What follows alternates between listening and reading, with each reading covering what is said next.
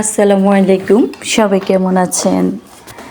আজকে আমি আপনাদের সাথে নতুন একটা রেসিপি শেয়ার করতেছি। আজকের রেসিপি থাকছে দুধ এবং সাবুদানা রান্নার রেসিপি।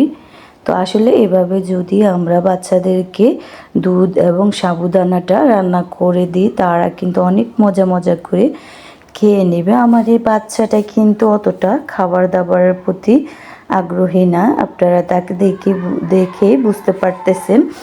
আসলে আমি আজকে এভাবে যখন সাবুদানাটা রান্না করলাম, বলে যে আম্মু অনেক মজা হয়েছে, খেতে অনেক টেস্টি হয়েছে। তো দেখেন ও খাইতেছে, আমি আপনাদের সাথে ওই ভিডিওটাও শেয়ার করলাম। জাস্ট অসাধারণ। সাবুদানাটা আমাদেরকে ডাক্তাররাও বলে কোষ্ঠকাঠিন্যের জন্য খাওয়ার জন্য বলে, কিন্তু এই সাবুদানাটা যদি আমরা এইভাবে রান্না করে খাই, জাস্ট অসাধারণ লাগবে। আমি প্রথমে দুধ নিলাম। দুধ আমি এখানে হাফ কেজি নিয়ে নিলাম, দিয়ে দিলাম চিনি এবং স্বাদ মতো লবণ।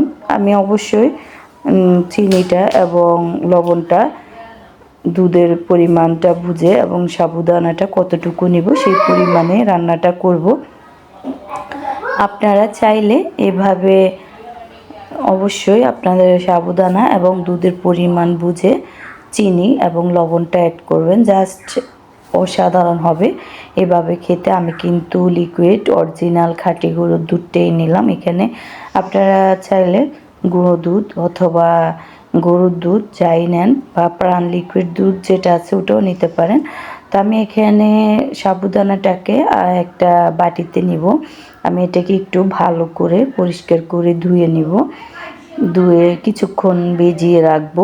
ভিজিয়ে একটু দেখতেছেন ভিজিয়ে রাখার সাথে সাথে এগুলো একটু ফুলে উঠেছে। ফুলে ওঠার সাথে সাথে কিন্তু আমি যখন দুধটা গরম ছিল না, ঠান্ডায় ছিল, তখনই আমি এটার মধ্যে অ্যাড করলাম। অ্যাড করে দিয়ে আমি এভাবে নাড়তে ছাড়তে রান্নাটা করে নিলাম। করে নিয়ে যখন দেখবেন একটু ঘনত্ব চলে আসতেছে, তখনই চুলো থেকে নামিয়ে নেবেন। দেখেন আমি দুধ কিন্তু এক পাতিল পুরো দিই নাই, বাট সাবুদানাটা দেওয়ার পরে এখন কিন্তু চুলোতে মিডিয়াম আছে রান্না করতেছি।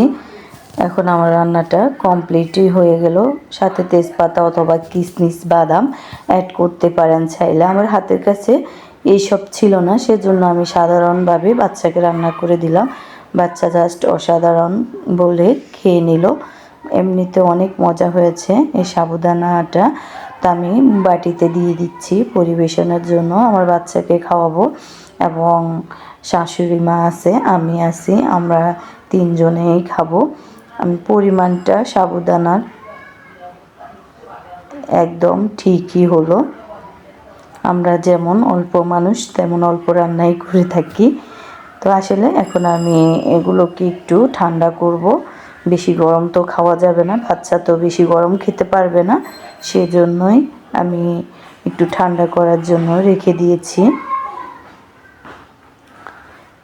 যখন বাচ্চা খাবে কুসুম কুসুম গরম থাকাকালীন আমি তাকে এই সাবুদানাটা খেতে দিব।